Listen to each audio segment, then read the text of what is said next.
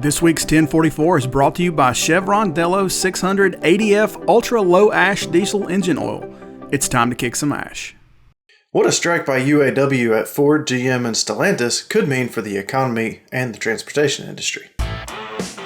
You're watching CCJ's 1044, a weekly webisode that brings you the latest trucking industry news and updates from the editors of CCJ. Don't forget to subscribe and hit the bell for notifications so you'll never miss an installment of 1044.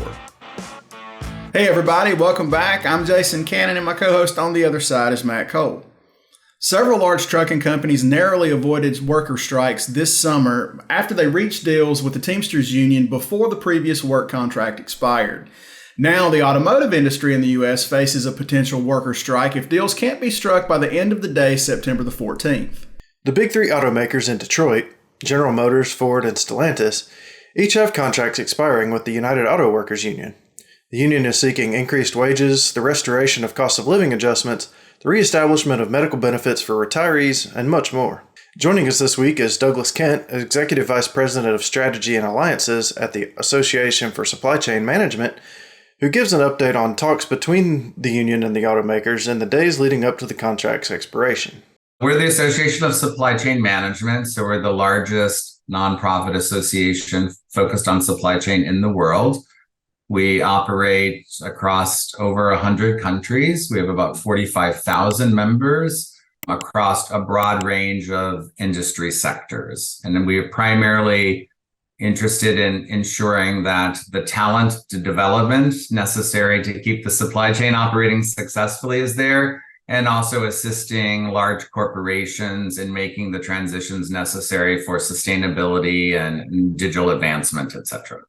Seems to be a bit of a stalemate at the moment, yet to be seen. Of course, we're seeing a replay of some of the things that have happened recently across the industry sector with what was happening with UPS, for example, what happened with Yellow. So sometimes these things do tend to have somewhat of a viral impact. But this is not an unknown condition. There is a contract that exists, and that contract is expiring. When we reach those expiration dates, start getting a little closer, then the union starts to make its demands well known and starts to negotiate with the players, in this case, the larger three of the automobile manufacturers in the US. So the conditions that are being asked for are transparent, but they are also concerning in terms of being able to reach an agreement, because obviously this is a sector that is already a bit stressed and has undergone a lot of stress and a lot of disruption over the course of the last few years. As of a week prior to the contracts expiring, Douglas said all indications were that the union and the companies were still pretty far apart in their negotiations. Nobody wants it to happen. I think that's clear. I think even the workers don't want it to happen, right? Because it impacts their own livelihoods. The companies don't want it to happen. The government doesn't want it to happen. This is a major GDP impacting factor. We clearly saw that when we had production issues relative to the chip shortage problem and its impact on the GDP. So economically, we don't want it to happen. Each of the companies, I think, are bringing forward their views. They're not completely transparent on where they are relative to their individual discussions, but it still seems like we're pretty far apart from being able to reach an agreement. So that obviously continues to elevate the concern. We saw a similar thing with the UPS, and we thought they were quite far apart, and they did come together in the end. Whether that will happen here, difficult to say, of course, because we are not so informed about how far the differences are. One complicating factor around the UAW negotiations is that the union is trying to negotiate with three separate companies who also happen to be competitors with each other, instead of a one-on-one negotiation like trucking saw earlier this summer with the Teamsters and UPS, ABF Freight, and others. Because there are three separate contracts in play, there's also a chance that a deal gets worked out at one company before another. I think the complication here, of course, is that you got three different players who are competitors, right? Let's not forget that, right? So these three manufacturers of automobiles compete against each other. So they don't show their cards as openly because they also are competitors. So I think this one's a little bit more difficult. I think it represents a relatively high likelihood that it would occur. And if it does indeed happen, then the big question is, for how long will that stalemate still be there, and when can we reach resolution? And what's the impact during the time period of which the strike does continue. We got three companies, which makes it certainly much more complex from a negotiation standpoint, but also these three are competitors. So one folds, the other doesn't. What kind of pressure does that provide? What is one company willing to do versus others? Yeah, I think this is going to be complex. I would guess that there is every potential that they could come to an agreement with one and not the others. It certainly has that potential because these companies aren't going to be so open with their own individual negotiations as well because they're sitting in this competitive environment. So I think there's a potential for that to happen and we reach agreement with one and not the others. And there's every potential that we don't reach an agreement with all three, right? The automotive sector represents about 3% of the U.S. GDP, so a labor stoppage at the big three would have a sizable impact. Douglas explains what those impacts could be after a word from 1044 sponsor, Chevron Lubricants. Protecting your diesel engine and its aftertreatment system has traditionally been a double-edged sword. The same engine oil that is so essential to protecting your engine's internal parts is also responsible for 90% of the ash that is clogging up your DPF and upping your fuel and maintenance costs. Outdated industry thinking still sees a trade-off between engine and emission system protection, and Chevron was tired of it. So they spent a decade of R&D developing a no-compromise formulation. Chevron Lubricants developed a new ultra-low ash diesel engine oil that is specifically designed to combat DPF ash clogging. Delo 600 ADF with OmniMax technology cuts sulfate ash by a whopping 60%, which reduces the rate of DPF clogging and extends DPF service life by 2.5 times. And just think what you can do with all the MPGs you're going to add from cutting your number of regens. But Delo 600 ADF isn't just about aftertreatment. It provides complete protection, extending drain intervals by preventing oil breakdown. Before you had to choose between protecting your engine or your aftertreatment system, and now you don't. 600 ADF from Delo with OmniMax technology, it's time to kick some ash. I think there's two things we're concerned about. Of course, the automobile sector represents about 3% of the economy. So, and we're already, depending on who you talk to, the optimist or not, we're already in a pretty fragile position relative to the economic situation. So that has its own impacts. And what does that mean in terms of, the GDP impact that has? Because every day is a multi-million-dollar loss in the economy. And we shouldn't forget that. And then, of course, there is also concern on the consumer impact side of what does a higher cost of goods, because, the automobile is made up of two primary cost factors, and that's labor and direct material. The direct material side, of course, is higher than the labor side, but any increase in the labor force, if we want to help, if the organizations want to hold profitability at the same level, would mean a consumer increase in pricing.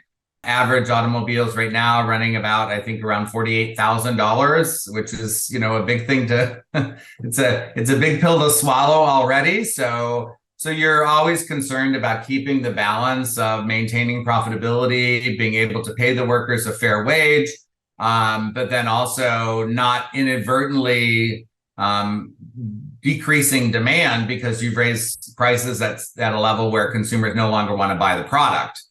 So those things are difficult things to balance in this situation. Douglas says a UAW strike could also have big impacts on the transportation segment of the economy, even beyond trucking companies whose bread and butter is the automotive industry. We're very concerned about that. The transportation of goods is, of course, on the rise. The road shipments are particularly on the rise. We already have a global shortage of truck drivers. So if you compound an increase in the need for road shipments combined with a decrease in the availability of workforce and truck drivers, and then you bring on, and by the way, we also don't have vehicles, it's a pretty compounded problem. And of course, one of the things that we know already is that there's not been a decrease that might have been expected in e-commerce, which is driving a lot of that shipment volume that we might have expected after the pandemic sort of ceased. That return back to brick and mortar shopping didn't happen. E-commerce is still at record highs. Returns are also at record highs. So we don't see the demand for road shipments going down. We actually see it going up. Our recent report that we did with KPMG, we take a look at what we call our supply chain stability index in partnership with KPMG. And in one of our recent reports, we also noted for the first time in 20 years that the volume of shipments coming up through the Laredo border on road were actually higher than incoming shipping volumes coming in through LA Long Beach port. So again, this is just illustrating the fact that the crossover impact to the transportation network is certainly going to be impacted with any prolonged negotiation or strike activity from the auto union. Now, if a strike has a big enough potential impact on the economy and the workforce as a whole, sometimes the federal government will step in to broker a deal. Unions don't like that very well. So we saw that also in the rail situation, right? That's also where the government did step in and assist in brokering the deal. I think you'll recall that when the UPS activity was happening, they were asking the government not to step in. Let us manage ourselves. We're all adults here. But I think, this does because of the GDP impact, I would say the likelihood of the government needing to step in if it was prolonged is relatively high. And I just think you have to look at it from the pure economic side, saying, you may not want me to be involved in your affairs and negotiations, but you're also impacting the economy at the same time. So if it were, I probably wouldn't think that the government is going to step in before the deadline. But if the strike happens, I think we might see an increased level of intervention and activity in order to help bring it to resolution. I mean, this is 140,000 workers we're talking about as well. So the government would have to, also be thinking about what does that mean in terms of unemployment and, what could happen relative to that. We have macro concerns about the economy in general, and we have macro concerns about global workforce relative to supply chain. So those things in combination should make everyone concerned. And therefore, I think the likelihood of governmental intervention, if it does pass the deadline and there is no agreement, is relatively likely. In the case of a strike, Douglas said he hopes companies that could be impacted, including those in trucking, have a plan for how to manage. Sitting back and praying and having mercy, I think you're probably not taking the right strategic steps forward. I'm hoping that all who have the potential to be impacted, the suppliers to the sector, those who are managing or buying and maintaining fleets, I'm hoping that all of these organizations have learned a little bit from the past and the need to have that strategic resiliency to build some playbooks, some business continuity plans for if this should happen, this is what I shall do. This, of course, is what we're hoping is the case. Now, we have seen evidence of that. We have learned in the past that these playbooks, these business continuity plans, in light of the level of disruption that has occurred, companies should be thinking about them, and many of them are putting that into motion. Again, there's one playbook potentially if there is a strike, and there's another if that lasts a long time, right? That might be a different set of activities that I'm going to need to do if, the resolution takes longer than what we hope. So optimistically speaking, I'm hoping that the organizations that could be impacted, both suppliers to the automobile sector, people managing, buying and maintaining fleets, people managing their own transportation of goods, they should all have some playbooks that can be enacted if a strike actually occurs, and maybe even further continuity planning if it continues for a longer period of time. That's it for this week's 1044. You can read more on ccjdigital.com. While you're there, sign up for our newsletter and stay up to date on the latest in trucking industry news and trends. If you have any questions or feedback, please let us know in the comments below. Don't forget to subscribe and hit the bell for notifications so you can catch us again next week.